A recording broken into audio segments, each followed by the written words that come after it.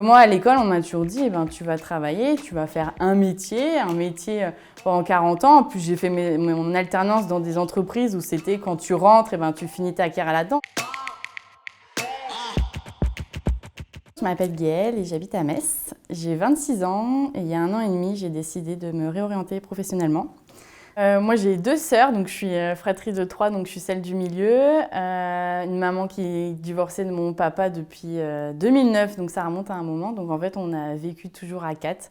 Un papa que je ne côtoie plus, et une maman qui travaille, qui est enseignante.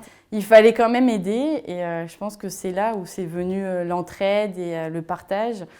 Donc il fallait être solidaire, il fallait être ensemble. En 2013, je n'ai pas pu être acceptée en bac technologique. J'ai dû m'orienter vers un bac pro commerce car ma prof de français m'a marquée en me disant que j'allais finir cariste. Et donc j'ai pu découvrir tous les métiers de la vente, sauf qu'après ce bac, je n'ai pas retrouvé d'autres formations parce qu'après un bac pro, c'est compliqué, en tout cas il y a quelques années. Et donc ma mère m'a dit tu fais ce que tu veux, mais tu vas travailler parce qu'on ne peut pas rester à la maison à ne rien faire. Et donc là, je me suis repris en main et je suis partie faire des études en alternance. Donc de là, j'ai fait un BTS, après je suis partie en licence et puis arrivé en 2017, il fallait s'insérer dans le monde professionnel. Et donc j'ai eu une première expérience professionnelle dans le monde associatif jusqu'à l'été dernier. C'était très enrichissant.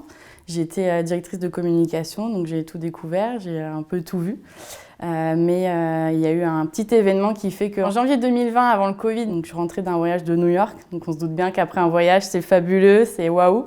Sauf qu'arrivée au travail, au lieu de raconter mon voyage à mes collègues, je me suis enfermée dans les toilettes en pleurant, en me disant il y a un problème, je crois que je n'ai plus envie d'être ici. Ça n'allait pas depuis un moment, en fait. Il y a eu beaucoup de changements au sein de l'association, beaucoup de gens qui sont arrivés, des valeurs qui ont changé. Et donc au début, on ne dit rien, on encaisse. J'étais toujours à 200%. Je me lançais dans des tournées avec des bus sur tout le Grand Est, donc ça me fatiguait beaucoup. Mais bon, on se dit, à 24 ans, 25 ans, on n'est pas fatigué, de toute façon, c'est bon. On encaisse. Et en fait, je pense que quand je suis partie à New York et que j'ai tellement déconnecté, que j'étais tellement bien, je me dis, ça fait longtemps que je n'ai pas ressenti ces émotions-là. Je me sentais plus à ma place, en fait, clairement. Donc j'ai été voir mon médecin et en fait, on m'a diagnostiqué que je faisais un burn-out. Donc faire un burn-out à 25 ans, on ne pense pas que c'est courant. En tout cas, c'est quand on a 15 ans ou 20 ans d'expérience et qu'on n'en peut plus. Et en fait, elle m'expliquait que j'ai tellement été à fond pendant 3 ans dans l'association où j'étais que mon corps a littéralement lâché. Et donc, pendant 1 mois, en fait, je suis restée enfermée chez moi. Donc, il faut savoir que moi, j'ai vécu un burn-out où j'arrivais plus à voir la lumière du jour. Donc, mon conjoint, en fait, je lui disais de ne pas ouvrir les volets. Je pense que j'ai regardé toutes les séries Netflix qui existaient parce que je n'arrivais pas à dormir. Donc, en fait, j'essayais de faire semblant de dormir avant qu'il se lève à 6h30 pour pas qu'il voie que je ne dormais pas les nuits. Là, il y a eu le Covid, on s'est dit on va être confinés. Et donc là, je me dis, mais soulagement en fait, parce que je ne vais pas retourner sur mon lieu de travail, je vais pouvoir travailler de chez moi. Et donc c'est vraiment pendant cette période-là où j'ai commencé à regarder, à me questionner, en parlant avec d'autres copines, en me disant mais vous pensez que c'est normal en fait que je sois soulagée d'être à la maison? Et donc là, ça a été mon gros déclic où je me suis dit, j'ai testé une aventure, j'ai testé un job, mais je veux faire autre chose. Et donc c'est là qu'a débuté vraiment cet accompagnement avec Chance. Donc moi, c'était Amandine, ma coach pour tout au long de mon parcours.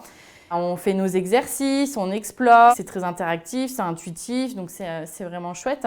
On avait des visios ponctuels où on faisait un point et c'est ça qui est bien, on n'est pas juste laissé sur une plateforme. Non, on a vraiment notre coach qui nous envoie un message pour savoir si c'est bien fait. On a également des interlocuteurs de chez Chance qui regardent notre avancée, donc on est vraiment suivi. Et donc, on a vraiment eu tout ce déclic dans toutes les phases en fait, avec Chance de se dire tous tes métiers qu'on a recherchés via la plateforme et que tu souhaites faire, en fait, il fallait juste les réorganiser et voir comment en fait, tu faisais ton nouveau projet professionnel avec ce côté où en fait, Gaëlle, elle ne veut pas juste faire un métier, elle veut en faire 2, 3 d'un coup. Sauf que moi, à l'école, on m'a toujours dit, tu vas travailler, tu vas faire un métier pendant 40 ans. En plus, j'ai fait mon alternance dans des entreprises où c'était quand tu rentres, tu finis ta carrière là-dedans. Donc en fait, je voulais faire mon projet à moi, devenir indépendante, de faire mon rythme de travail qui est que je voulais créé mon association sur des sujets qui sont des valeurs pour moi. Et Amandine, ma coach, elle a tout de suite compris en fait Déjà parce qu'elle avait un peu le même parcours que moi, on se sent comprise et ça faisait tellement longtemps que je ne m'étais pas sentie comme ça. Et ben c'était vraiment un soulagement. Et je me souviendrai toujours, Amandine me disait mais arrête d'avoir peur en fait. Tu sais ce que tu veux, c'est juste la peur qui prend le dessus. Et je pense que tellement de personnes veulent arrêter d'avoir peur, mais c'est tellement compliqué. Moi j'ai été à cette situation, je l'ai dit à plein de personnes, arrêtez d'avoir peur, lancez-vous, mais quand c'est nous en fait on n'écoute plus les gens. C'est non, tu comprends pas, mais en fait, c'est quand on met de côté la peur, en fait, tout se libère. C'est comme dans une piscine, faut sauter pour savoir nager. Bah là, c'est pareil. Bon, je savais déjà nager, mais le bassin, il était quand même assez grand et il fallait pas avoir peur. Ça nous pousse à vivre notre projet, en fait, à dire mais c'est mon projet et je le défends. Et donc l'été dernier, quand j'ai terminé mon accompagnement, donc avec Amandine, on a clairement dit que j'avais un projet d'entrepreneur, mais dans le côté associatif. Je savais que je voulais faire un projet avec quelqu'un, avec une binôme. Donc en fait, dans mon ancienne association où je travaillais, il y avait Mégane qui travaillait. Et en dialoguant avec elle, je lui ai dit écoute, j'ai envie de lancer une association. Est-ce que ça te dit? Parce qu'elle avait cette fibre entrepreneuriale. Et Mégane, elle me dit ok, on y va. Et de là, en fait, on a cofondé donc toutes les deux l'association, donc l'atelier 17.91. Et donc, on a demandé toutes les deux une rupture conventionnelle. L'association, vraiment de base, a pour objectif donc, de lutter contre l'isolement et la précarité des personnes, parce que c'est des sujets qui nous tiennent à cœur. Et parce que moi, j'ai énormément vu de personnes isolées qui me disaient vous êtes la seule personne avec qui je parle au lieu de la caissière ou du vendeur dans la boulangerie. Donc, c'est des choses qui m'ont marquée en fait, durant toutes ces années. Et là, je me suis dit, en plus du Covid, il faut vraiment faire quelque chose.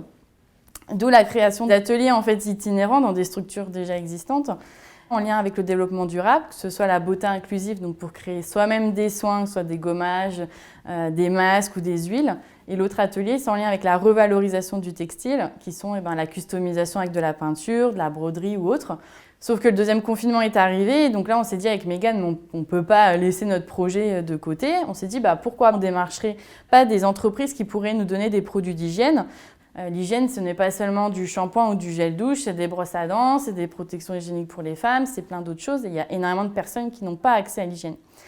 Et là, en fait, en démarchant une, deux ou trois industries, en fait, il y a une industrie qui nous a dit « Ok, bingo, on a des stocks énormes. Si vous êtes capable de prendre des palettes. » Donc moi, je me dis « Bon, des palettes, ok, c'est petit, il n'y a pas de souci. » Alors que là, en fait, on s'est retrouvés à être livrés avec des semis devant chez moi, dans ma maison, avoir 10, 20, 50 palettes. On appelait des bénévoles en disant « Mais il faut absolument nous aider parce qu'il y a trop, en fait. » Et donc là, on s'est retrouvés avec plus de 100 000 produits en un mois. Et on s'est dit, on va faire un appel sur les réseaux sociaux à toute structure ayant besoin de produits d'hygiène. Et là, en fait, on a plus de 150 structures qui nous ont appelés, que ce soit les Restos du Cœur, les banques alimentaires, des CCS, des associations. Et à la période là, c'était à Noël. Donc en fait, on a eu le surnom des Mères Noël parce qu'on distribuait des milliers de produits d'hygiène sur toute la Lorraine. Donc on a continué, malgré la fin du deuxième confinement, à démarcher des industries. Donc à ce jour, on a plus de 400 000 produits d'hygiène qui ont été distribués en l'espace de 6 mois.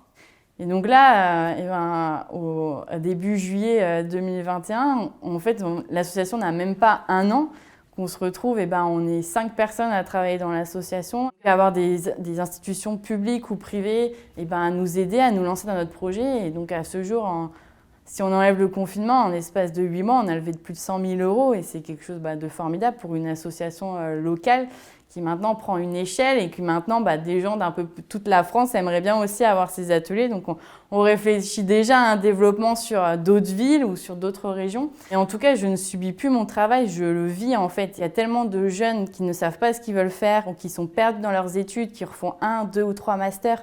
On peut aussi avoir une erreur de parcours à 20 ans et c'est pas grave. Il ne faut pas attendre d'avoir 30 ou 40 ans avant de dévier.